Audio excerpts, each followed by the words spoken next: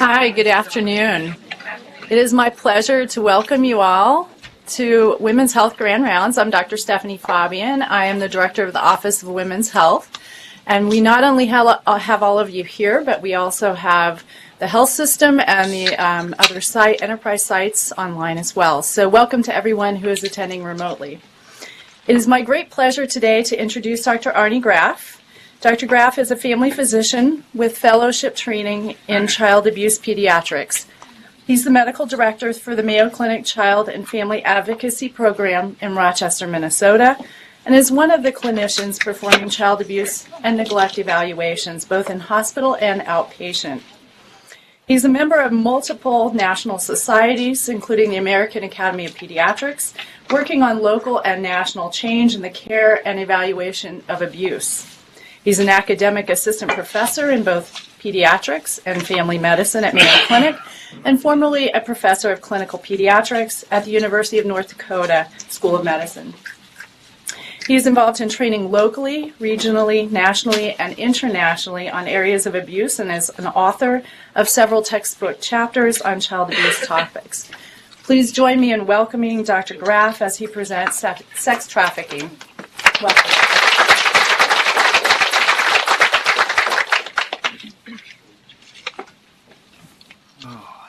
Well, thank you for inviting me, but more importantly, thank you for being here.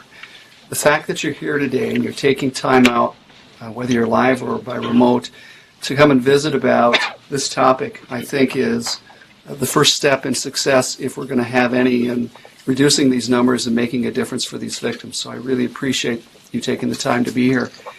Over the next 45 minutes, we're going to spend some time talking about and trying to give you, at least some of you, a better understanding of what we're talking about when we talk about trafficking and exploitation, specifically sexual exploitation, talking about kind of why it happens, what's going on, and really spending some time not only looking at definitions and statistics, but understanding the victims.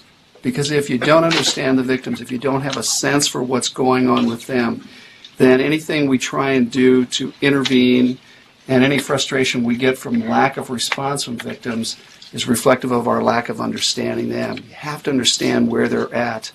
And then we'll spend a little bit of time on identifying and prevention. And again, in my world, I always tell the residents, there are no dumb questions. So we'll have time for questions or comments and answers afterwards. So we'll probably hold it until then as far as anything.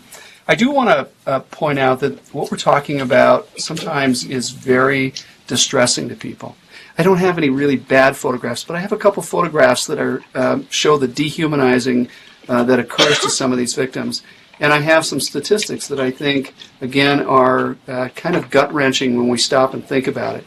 So if you feel uncomfortable or distressed while I'm talking, feel free to get up and go out, walk a little bit, because, again, it's not a topic that we like to talk about regularly, and you shouldn't feel embarrassed or uncomfortable getting up and leaving.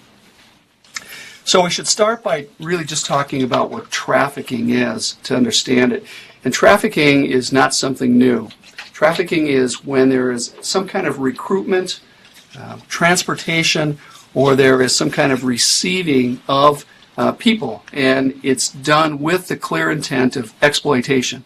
And exploitation is not just sexual. Exploitation often is labor, and in fact, worldwide, that's probably where we see the majority of trafficking. It's also for pulling kids into armed services in a variety of countries, and then sexual exploitation that we see. But it's this process of taking someone, getting them involved, and we'll talk a little bit about how that goes about. And then the other side of the coin is people who receive them and then kind of enlist them in their services. It is modern-day slavery. There's no question about it. And you'll see from when I talk about the lives of these victims that they really don't have a life, that they really are owned by someone and they are treated that way.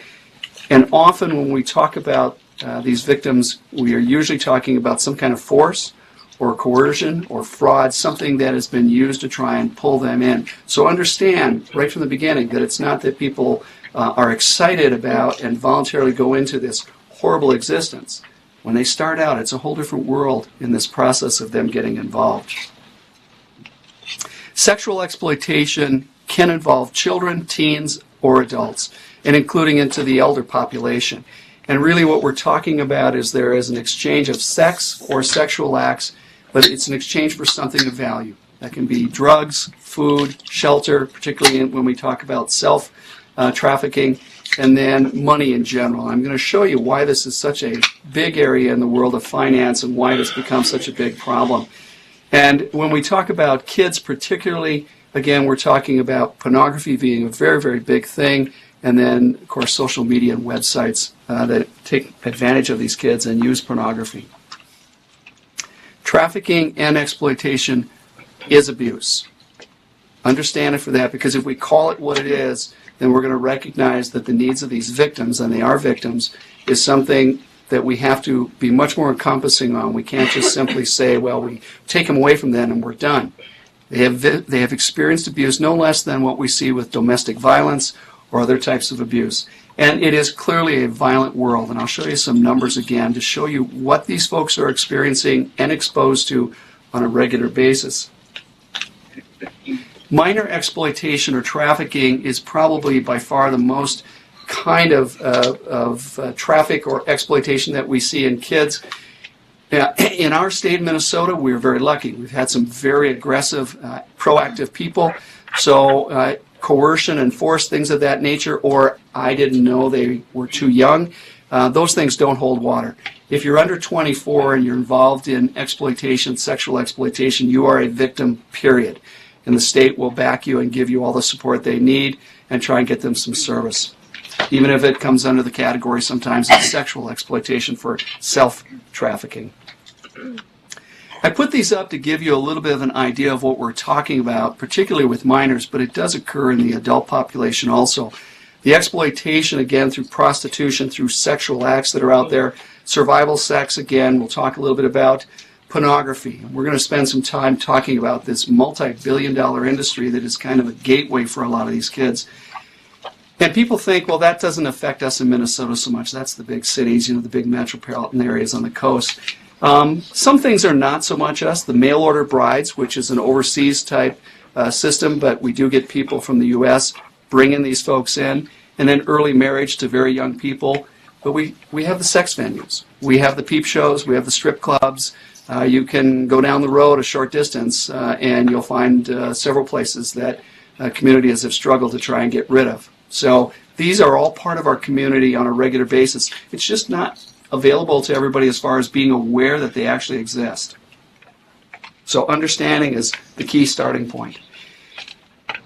These are prostituted victims, okay? So it's real important that all of us, particularly in the medical field, really use the right terms. It's not a prostitute that I'm seeing, it's a prostituted woman. It's not a child prostitute, it's a prostituted child.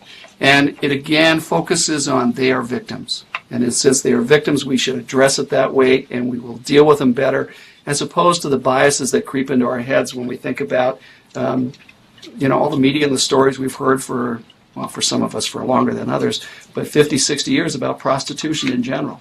We have to eliminate some of that. And I don't want you to focus on, is it trafficking, were they recruited and then received, or is it exploitation, or where is the blend? The key is that there is some kind of sexual exploitation that is going on, and that's really what we're going to talk about, because that's the heart of what the problem is, no matter how they got to that point. Trafficking or exploitation is not an event. It is a process. They are recruited at some point. They may have been very happy and excited and looking forward to this new job or whatever they were offered. They go through a process they call seasoning, where they will, again, go from one trafficker to another, to a pimp, somewhere down the line. And so it's this whole process. And how they are doing and how they're responding and what they've already existed and lived in is going to be dependent on where they are at in that process. And it also has an influence on their attitude. As you'll hear me say, one of the biggest barriers we have to pulling these young folks out, or even the adults, is they don't see themselves as a victim. But it depends on where they are in this kind of timeline. So we have to talk about pornography if we're going to talk about sexual exploitation. And if you if you don't have knowledge about this, this is a good starting point. We talk about the fact that pornography occurs, people are looking on the internet, about 28,000 people every second. We see kids who are pornographically addicted at age 10. Kids start looking at porn at about age 11. So think about it. We're talking about a young population evolving in their mind, very much influenced by things, and trying to learn things. And what they're seeing on pornography is not exactly anywhere near the real world. We know that the majority of the pornography worldwide comes out of the United States.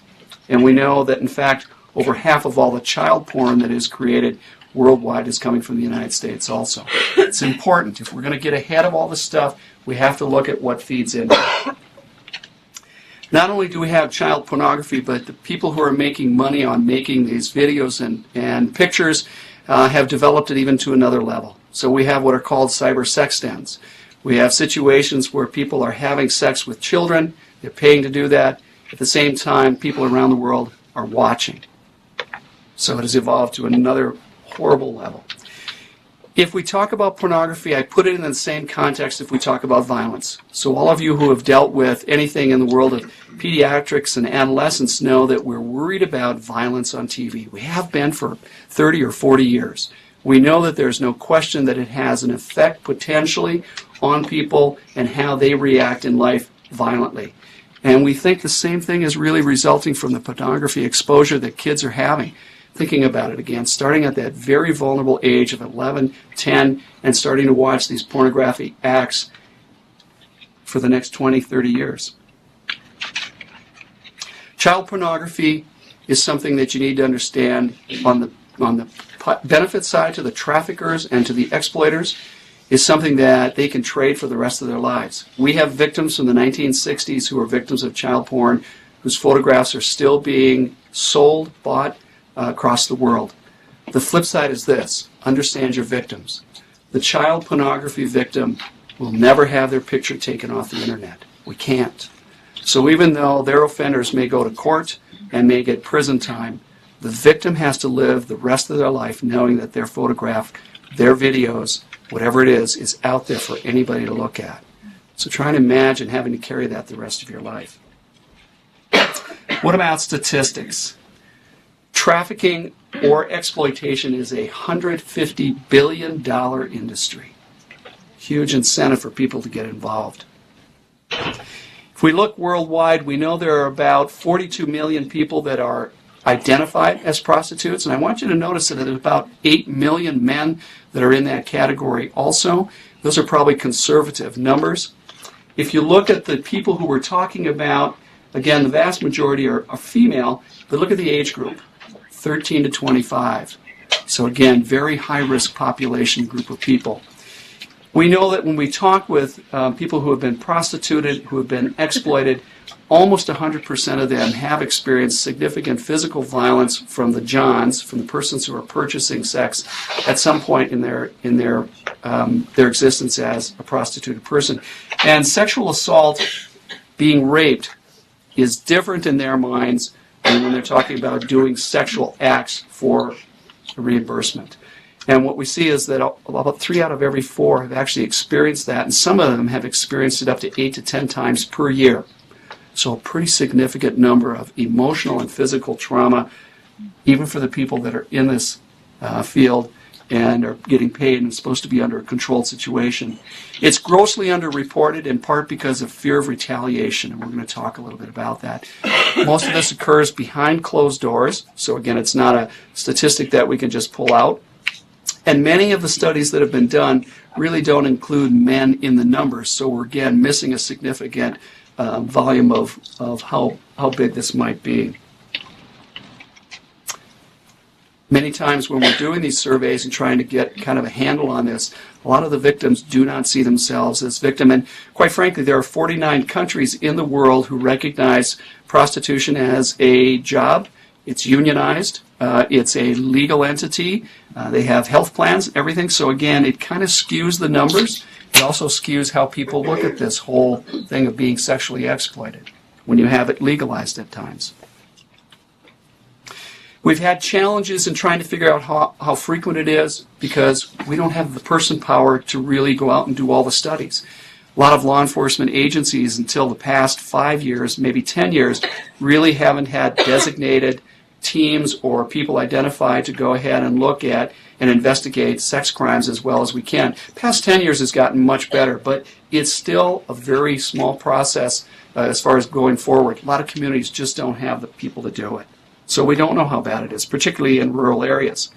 We do get a sense for patient or for victimization in the United States. We know that in the coastal areas particularly it's very high as far as the incidence and numbers that we see. And we try and do it state by state so we can get kind of a sense. And again, this is an old graph, and I would tell you, I'm a North Dakota kid, so the white picture of North Dakota is not an accurate number, particularly with the oil boom that we had. The amount of prostitution was big enough that we had to go from no office in Minot for the FBI to about a staff of 4 or 5. So it's concerning. Clearly, there is no state that is being spared by this. Minnesota is no less than any of the others, and I'll show you some Minnesota numbers. But we try and look at where it's at so we can figure out how people can target the victims as well as the Johns and the people doing the exploitation. We know there are about 21 million people trafficked worldwide and about 4,500,000, again, that's a conservative number, that are sex trafficked. Pretty significant number. Even worse, we know that there are greater than 2 million children sexually exploited on a yearly basis in the world. Greater than 2 million. It seems like an impossible number to think of kids, huh? We try and track by watching agencies that are having helplines out there. These help phone lines have kind of grown over the past 10 years, and they continue to just dramatically increase in the volume that they're seeing. People are at least getting the message out, which is a good start for all of us, I think. What about Minnesota? What about good old middle of the United States, where we don't lock our cars half the time, right? On a monthly basis in Minnesota, there are at least 213 girls that are sold 5 times a day for sexual acts. On an average, on a weekend in Minnesota, there are at least 45 girls under the age 18 that are sold nightly. Those are conservative numbers. Minneapolis is considered by the big investigators as one of the top 13 largest centers for child prostitution in the United States. And in Minneapolis back in 2010, we had one of the biggest prostitution rings that was uncovered, home-based, family-oriented, 3 generations of the family involved, and they trafficked literally across the United States. There is a point in time right now where you can go on the computer, you can pick the age, sex, gender, race of the person you want to have sex with, have them flown into an airport near you, and then send them back. Technology has gotten us some unusual advances. It's important that living in Minnesota and in the Midwest that we also recognize that our families and friends who live around us, particularly who are Native American, have really suffered a significant brunt from this. We have looked at some of the studies that have been done in the Minnesota area, and in the interview of women who are currently being prostituted, at least 50% of them have been trafficked by the definition of what they were telling us. And I want you to notice 16% of them had already had 900 different sexual encounters, 900 different people. Nobody should be exposed to that.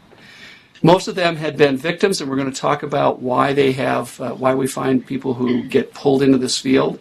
But majority of them had again been victims of sexual abuse, and the vast majority of them had been raped. Well, what about traffickers?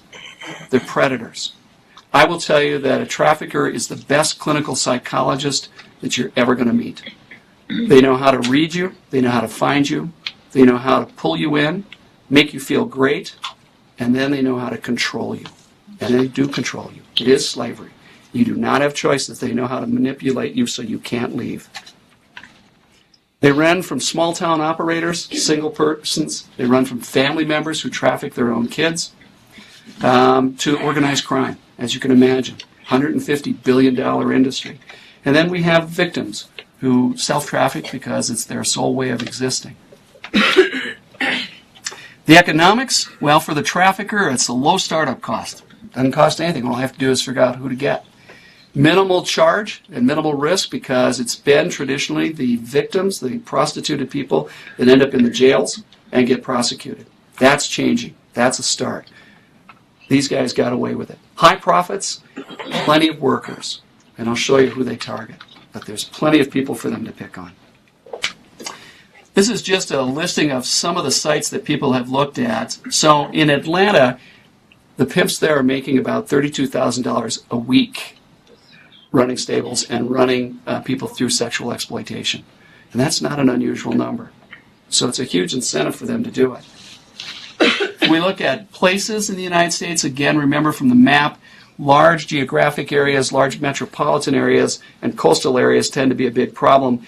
Now, this is an old slide, but at this time, Atlanta was making about $290 million a year on commercial sex traffic type industry. Denver was considered the weak spot at $39 million. Huge amounts of money, huge amount of incentive, and particularly for organized crime also. What about the Johns? Well, first of all, they don't like being called Johns. That's a derogatory term. They like being called hobbyists because they think that this is a challenge, that this is something that they're supposed to be doing to exceed and do better the next time, and they have these challenges. They don't see the women as hoes. They don't see them as prostitute. That's derogatory. They're objects. So you're a white streetwalker. They have names for women who are ugly, so they have abbreviations in their category. Everything is objectified. And if we look at the numbers, it's pretty scary to think. And these are conservative numbers, but you'll find numbers all over the map, anywhere from 1 in 10. But here we're looking at 1 in 5 men in the United States have paid for sex at some point. Now, that may include strip clubs, things of that nature. But 1 in 5. It's everywhere. It's pervasive in our community. You have to be aware of that. There was a survey that was done not too long ago asking, should we legalize prostitution? Because we have states where it is very legal. Where I was trained in Rhode Island, it was legal for prostitution as long as you didn't approach someone on the street. 50% of the men who were interviewed said yes, 30% of the women. This is not isolated to the male population, either in users or in how people are viewing this. And I will tell you that one of the biggest problems we have is, again, how men and women view the victims. It's usually not very much in sympathy for that victim. So where do they recruit? Well, they recruit anywhere. But they know where to go. They know that they want to get that younger population. They're more vulnerable. So bus shelters, arcades, things like that, that's where we get them. In Duluth, if you're a runaway, within 24 hours of being on the street, the bad people will know who you are. They will get a hold of you. They will tell you. They understand your problems. We have a nice place. You can get some good food. And hey, by the way, we have some weed and kind of stuff. Come and stay with us. We understand your life being miserable. We can help you. Within 24 hours, they know how to work the system. Social media is good, but it is a great spot to target people. It's a great spot to go online and see someone who is unhappy and not doing well and needs someone to reach out to them. And it doesn't just pertain to 16-year-old kids. It works on adults also. What about the victims? Well, there's a huge misconception, and not to pick on the movie, but Pretty Woman came out and sure made prostitution and call girls look like they had a life of glamour. Most of the victims have no money. All the money goes to the people that are pimping them. They have no life. You can't go and talk to people. We'll tell you who your friends are. We'll tell you how to dress. And if you don't, we'll beat you. They have requirements of dollars and cents per night, $500 to $1,000 you have to bring in, or you have to at least turn 40 johns tonight. And if you don't, I'll take the money that you did get, and then we'll beat you anyway because you can do better. They get violence not only from the purchasers and the pimps, but even people within the stable. There are women within that group who are designated kind of the heavy hand to keep them in line. Average starting age of sexual exploitation and prostitution, 13 for girls, 14 for boys, and the boys' numbers we think are probably wrong. They're probably even younger. Particularly kids who are at risk, well, kids who have mental health issues. Chemical dependency, that's a great one because we can get you drugs. Traffickers and exploiters have got lots of drugs. Mental health diagnosis, people who have been victimized in some way who really haven't gotten the care and services that they need, which kind of reminds us, prevention, huh? So we go back to kids and teens and young adults, and when we recognize someone's been domestic violent or other victimized, we got to get them help. We got to stop it before they get to the point where they're more vulnerable. Certainly there are kids who are at great risk just because they're early pubertal development. They stand out in the crowd. Their early sexual activity because people know about them and people talk. The LGBTQ population is really high risk. And again, think about it. Group of very nice people just trying to be understood and having difficulty. If you're in a large community where there are a lot of people who subscribe to LGBTQ, then you've got support. If you're in rural Minnesota, you're not talking too much about it. So people are very high risk. Runaways, very high risk population. I was telling you about Duluth. That's not uncommon. And in fact, if we look in Minnesota, on any given night, we have about 2,500 kids who are homeless, who are floating around. In Rochester, we have about 120 on every given night, kids that are floating, sofa surfers we call them, that are homeless. And when we look at the numbers conservatively, up to 1 in 5 of every one of those kids has already practiced survival sex. It's not right. You're 14, 15 years old. You should be worried about what color hair you want to have, not about other things like this. Why do the victims start? This is important. They don't start because they want to get beat up. They start because they're promised jobs. They start because they're promised you're going to be a model. You're absolutely gorgeous. Let me take some pictures. Oh my God, we can help you. Or they're promised a better life. Your parents are jerks. They don't understand you. You're very mature for your age. You come stay with us. They get them hooked on drugs. It's very effective. Get someone on meth. Get them on a drug. Now you need me because I'm your supplier. We have friends who recruit friends in the high school system and in the college system. These are kids who need somebody. And sometimes when it starts out, again, remember it's a process. It's, I'm in love with this person, whether it's the trafficker or it's the pimp. And they really think, you know, he takes me out, he buys me clothes, buys me flowers, gave me this new watch. They're in love. But it's the process of seasoning them and kind of taking them down this line. Single biggest problem is poverty. People have no money. People have a lot of need, so they are the perfect targets. Worldwide, poverty is the biggest problem we have for just about everything. Why don't they leave? Who wants to get beat up? Who's going to put up with that, right? Everybody in this room would say and is thinking, you know, I just hit them, I'd walk out the door, I'd go get the cops. But they don't. First of all, some of them just don't think they're victims. And again, it depends where they're at in the process. Some of them want the drugs. If you've never dealt with addiction, if you've never dealt in your family or with your patients, you need to understand it. It is an all-want type thing. It's not because they want to be bad people. It's because the drug is God to them. But look at the bottom two. They don't know there's help. They don't trust anybody. Because so far they've gotten stepped on by pretty much just about everybody. And in fact, in some of the studies, again, people who are recognized and are working prostitution, when you talk to them, they say, I have no idea where I could go. I can't get away from these people. They have no options for survival. Pretty scary. Again, victims refuse to leave. That's a problem. So why don't they leave? Well, they don't leave because of threats. Now, they've been beat up on a pretty regular basis physically. But if you leave, I know where your parents live. Your dad's getting kind of old. Wouldn't it be kind of bad if he had a broken leg and a broken arm or he got a head injury? Or if you leave, we have pictures of you doing these sexual acts, and we're just going to plaster them and send them to all your friends because we know who your family is. That's a huge threat. That's incredible power they have. And then debts. I've been giving you drugs now for a year. You owe me $50,000. You have to stay and pay it off. So how do we recognize the victims? How do we have a sense where we can, because that's what we want. It's can we see these people and and then get help somehow.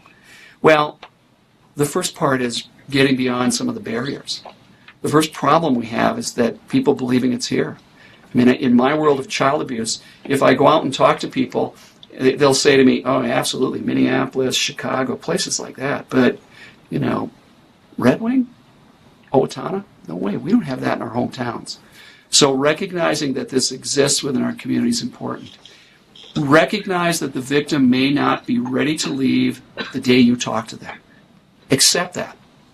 Because if you don't, you're just going to give up or you're going to get frustrated. And then understand that part of the problem we have is what the heck to do with them when we get them out. And we don't have any really good studies telling us this is all the things we should do. I'll show you kind of what we're trying, but we've just kind of gotten an understanding of how to get some of them out, and then we're just not sure what to do with them. There are some clues that you can look for. You can look for the kids that are running away on a regular basis. Even adults will do this. You look for the people that seem to have, early on in the process, a lot of money. Wads of money. Got all these accessories, new phones, new clothes, all sorts of new stuff. Doesn't seem to fit because they really don't have any kind of way of making that money. For the kids and for some of the adults, frequent absenteeism, not showing up to work, not being around. Phone calls, particularly for parents watching their kids. Why are you getting phone calls from these men from the surrounding states? And then noticing where people hang out. We don't have a spot in Rochester, but many large communities you can ask real quick where prostitution is in that town. And there are sections of the town that's just where it's at. Watch for clues that something doesn't fit. You don't have to be street savvy, but there are things that come up when kids talk that you should be aware of. And you can go online and Google, and there are things like daddy, referring to the pimp. Lot lizard, things like that. We have kids who their whole job is to work truck stops. Seasoning, talking about, and they talk about this stuff, you'll hear them, talking about how they're going through their process of being a full member of the stable. And then inappropriate dress. I was out in Boston for a meeting, and I remember walking in a nice area going to have some dinner, and the girls who were working for, it was one of the porn magazines, were working the streets, and had the fishnet on, and it, completely out of place. So watch for things that don't seem to fit. Again, from a medical point of view, we want to look for things that kind of leap out to us, particularly if you're dealing with women's health or adolescent health.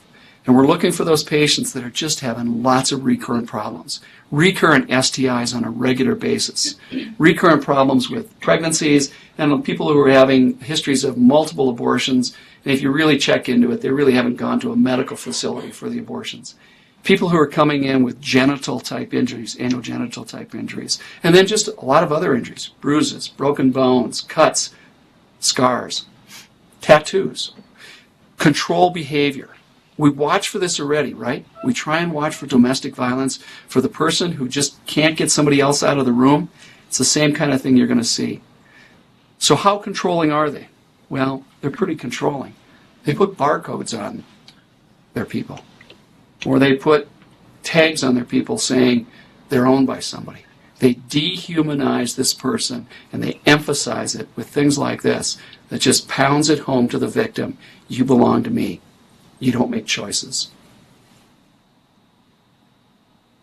There are organizations nationally that have tried to work, like Polaris, have tried to work on how do we recognize, because this is tough. It's kind of like domestic violence. It took us a long time, and still, we don't catch it a lot when they're in our clinics and when they're in our ERs, because unless they're really standing out, they just kind of sneak under the radar screen. So Polaris has tried to look at this, and they've come up with a list, but they openly admit that it's just a list, and it doesn't always work so well. So they have a list of a whole lot of things, some of which I've already mentioned, but looking at something medically going on with this patient in your office or in your care that doesn't seem to fit, just like we do with kids.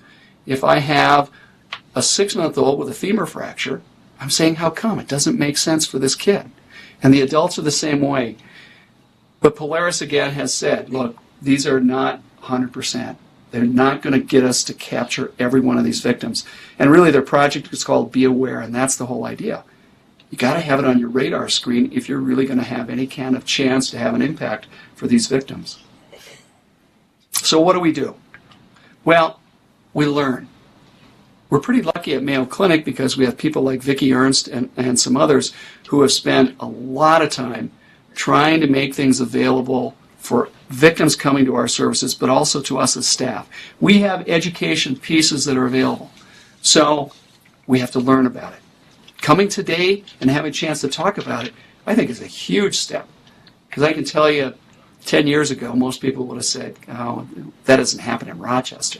So being here and taking the chance to do some educating on your own or as a department or as a program is important. And you must recognize that it exists. That is the key to everything that we talk about in medicine. If we don't recognize the possibilities there, well, it just floats right by us.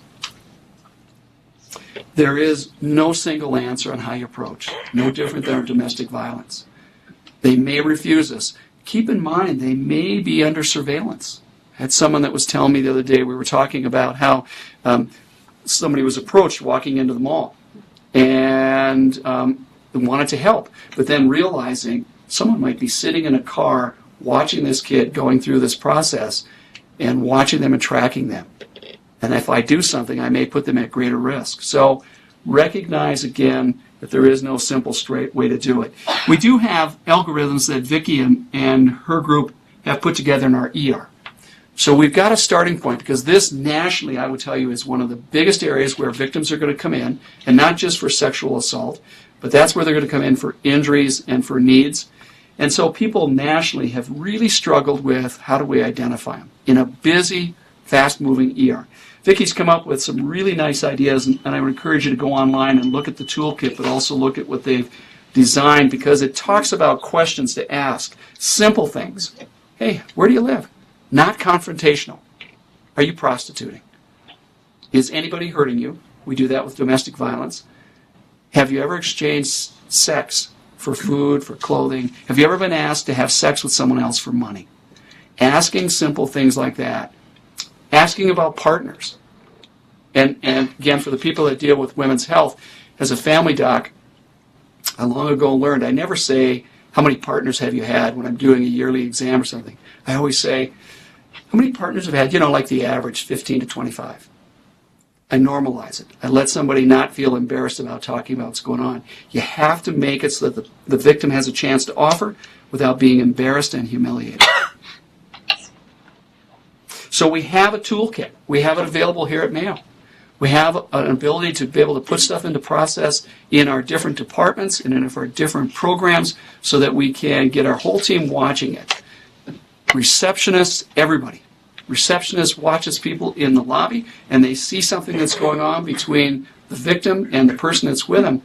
That's important. And when we pick up on that stuff, we as a team then need to be talking to each other and saying, look, there's something funny about this. Nursing staff's rooming, getting questionnaires, doing assessments, picking up on stuff. You see a tattoo that doesn't seem normal, got to ask. So we need to separate the victims as best as we can, and we're all pretty creative about that. I have more tests that don't exist that I can tell a parent that we're just got to go do this certain test. It's lying, but that's the way it is. But we got to separate them, and you have to talk. And when you talk to them, you got to sit down. You don't stand above them. You sit down, you get on eye level, you don't get up next to them, and you just ask those questions. Hey, you're in our office today. I just want you to know this is a safe place. And what we talk about stays between us. And I'm a little concerned because I saw that tattoo on you. And I just want you to know that if you need help, we're here. And then you can ask some questions. Assess for what's going on. Don't be afraid to. Part of the problem is people are anxious. I don't want to get involved. Oh my God, if I do this, the cops are going to come and this person's going to hate me. If you don't do something, remember what I told you, what their life is like. Understand what services are available. We have a great social work system in this institution. They know these numbers. They know how to get help. Take advantage of them. So we have a variety of questionnaires. Our people who are victims advocates in Rochester have put theirs together. And even the county, Olmsted County, has got theirs that they work with their staff. Everybody is trying to get out there, get the word out, get some education. But learn what to ask that's comfortable for us. Because it's not so easy, Midwest people. We have a lot of hang-ups. But asking just simple questions might make the difference. Not today, but it might open the door a week from now or a month from now. Assure them of safety. You're safe here. Anything we talk about is confidential. If you need help, I will get you out of the building in the hands of people who can give you safety. Care for these kids, care for these adults is a multidisciplinary approach, and it really is. And I'll show you an example of a kiddo I saw not too long ago, but it really involves multiple agencies getting involved in providing care for these victims. It's not about Dr. Graff fixing them. This is about multiple agencies. We're doing better. We're getting more services available when it comes to mental health or physical health or other agencies to help. We're probably doing our best with the minors, with the younger kids, mostly because a lot of those come through our ERs for sexual assault or sexual injuries, and we see them, and then we have these wonderful SANE nurses here who then are able to ask questions and engage with them and get them help. But again, there's limited studies on what we're going to do for them. Understand that the population you and I are talking about is really high risk. If you take a 22-year-old who's being prostituted and a 22-year-old who's not, the prostituted person has a 200-fold increased risk of dying prematurely. The risk for mental health problems, not just PTSD, but the mental health problems, and we all know about ACEs. We know about the risk for long-term exposure and then the long-term potential effects. If we look at infectious disease on these patients, look at the bottom one. Brothels, legalized brothels in Asia, the kids up to 90% have HIV. Huge risk. This is a kid I saw, 17 years old, malnourished, TB exposure, 6 STIs already, 4 abortions, not at any kind of medical facility. She had fractures when I saw her and multiple wounds on her body. She had immunizations that were way out of date. She was suicidal the day I saw her, and she admitted to chemical dependency for meth and weed. She was depressed and had been depressed for years but never treated. She had horrible dental problems. She smoked. She was clearly a victim of physical abuse, emotional abuse, sexual abuse, sleep deprivation, and pornography in a 17-year-old. That's not unusual. This, I will tell you, is the highest risk patient that you will ever see in your practice. I would consider this more of a challenge than a high-velocity motor vehicle accident, because this is just stuff that's ongoing and is going to take forever to heal up and to sort out. And that's why I said it's kind of tough deciding how we're going to fix these guys or how we're going to offer stuff to help fix them. It takes a whole lot of people. And here's the problem: recidivism. Safety is in what you know. So many times, even though we get the victims to come out, they go back. And it's a problem.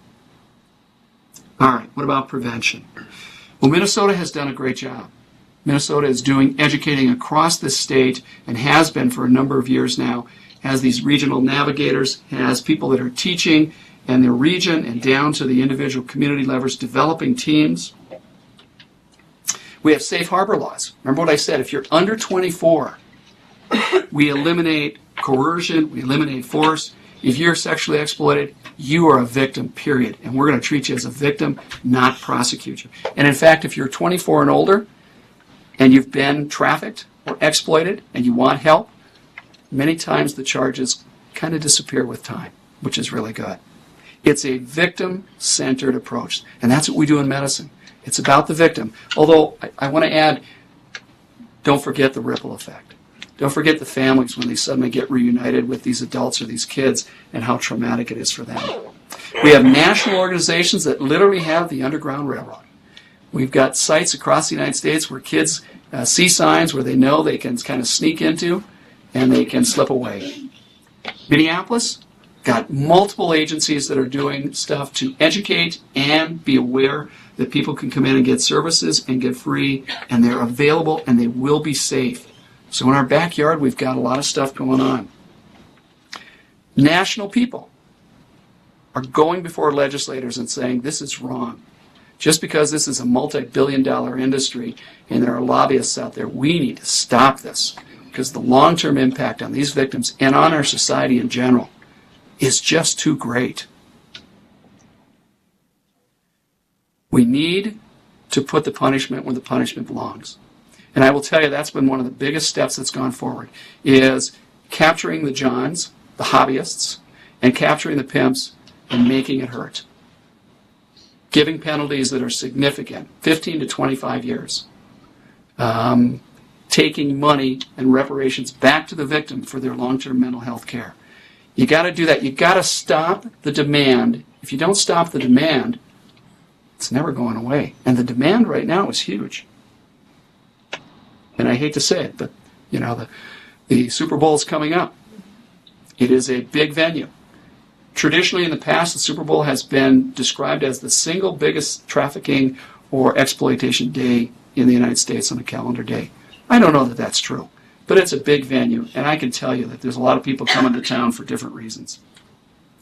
We have people within our community like Dr. Levine who've actually gone and overseas and looked at sites where this is going on, where kids and young people are being trafficked and exploited, and he's actually written a book about it. Be aware of what's out there. Mayo Clinic has taken a big step on this. We have this thing called Rise Up Gifts. Mayo's trying to make it so that the victims have some kind of resources. You can't even imagine. I think we're such a privileged group sitting in here, but you can't even imagine what a clean brush and a toothbrush and a pair of sweatpants and a t-shirt means to some of these victims.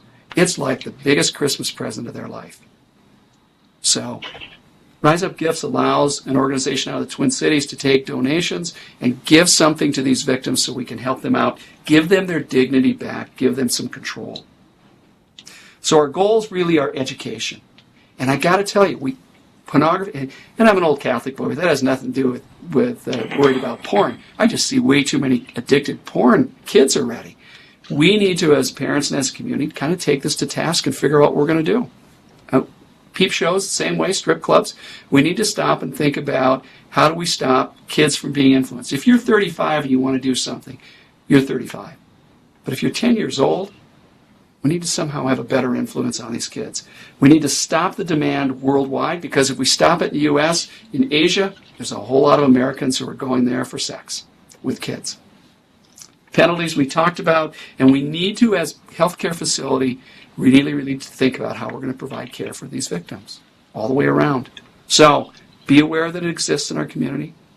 Don't be afraid to offer safety and to ask questions. Don't be afraid to work as a team. This is not about you taking on this huge role by yourself, but this is about you being the starting point, potentially, of somebody that needs help. Special thanks to Ellen Cases with my program. She and Vicki have done a tremendous amount of work, and Jim Levine has been great help.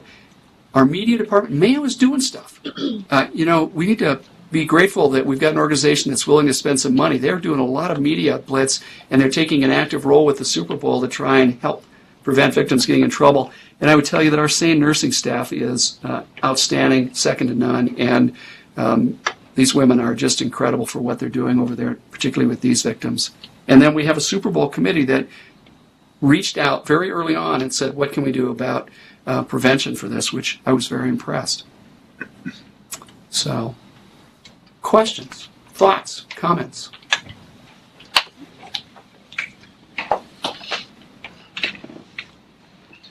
I always tell people, you get done talking and they go, oh my God.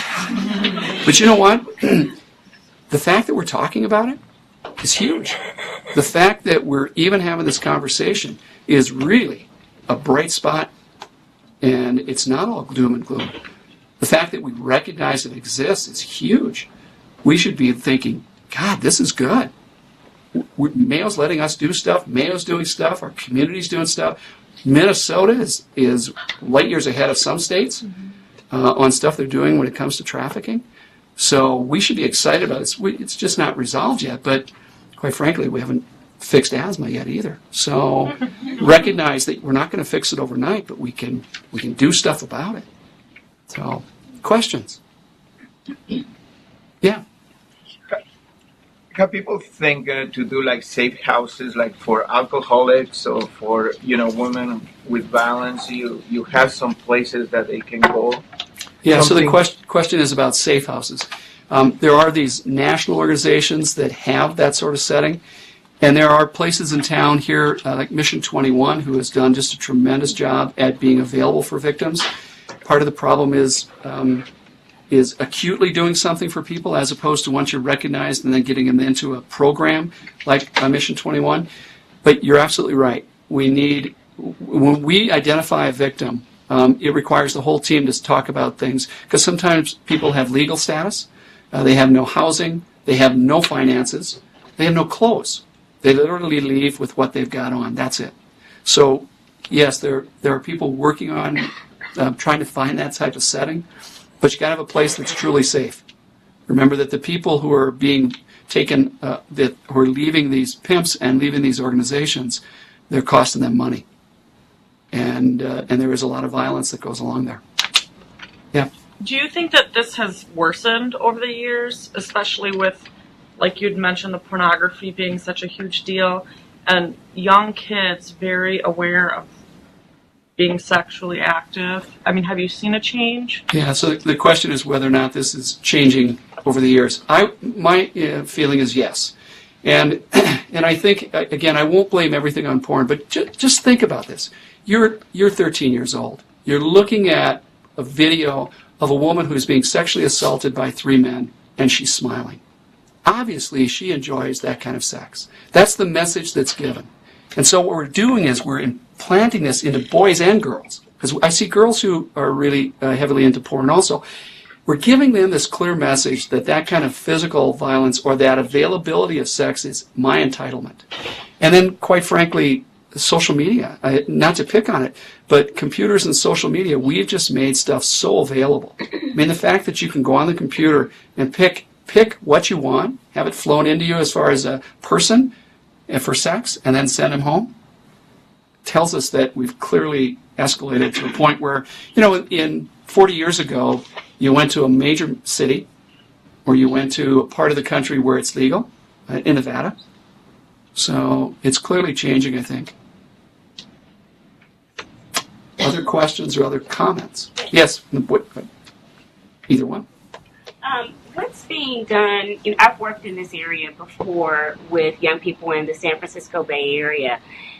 What's being done to help reduce the recidivism rate, the cycle of recidivism, and then also moving beyond the victim to the survivor stance with people that have been sex trafficked? So the question is, again, what we're doing with these victims and recidivism. I think the key is that it's a multi-team approach. And I think the other key is our mental health providers. So we've got trauma-focused therapy now, which makes a huge difference. We didn't have that before. We had great clinical psychologists and psychiatrists who worked very hard with these patients, but I think, with these victims. But I think trauma-focused therapy has changed how we deal with these patients. I think the other part is, goes back to safe houses, assuring safety. What do I have to do? Take you and move you to Montana or somewhere else away from someone in this area who knows you and is looking for you so I can guarantee your safety? Because I will tell you that these victims are looking over their shoulder all the time. They've been threatened. They've been beaten. And I mean seriously beaten. Bones broken, cut, damaged. And so they know someone's going to come looking. So what we need to do is develop a better system for providing that, and the way to do that is to nail the pimps and nail the Johns.